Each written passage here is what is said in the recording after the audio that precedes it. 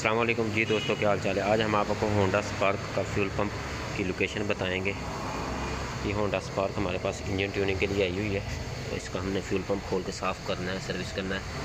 ये पिछली जो सीटें होती हैं ना, उनके नीचे होता है इसका फ्यूल पंप। ठीक है, अभी हमने खोल के इसको साफ़ वगैरह कर दिया है, बाकी जो मामला हैं वो कर रहे हैं।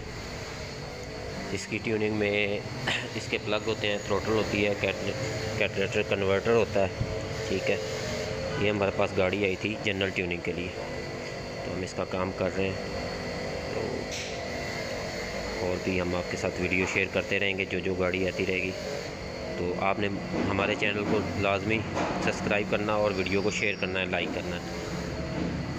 ओके जी, थैंक यू, अल्लाह हाफिज़।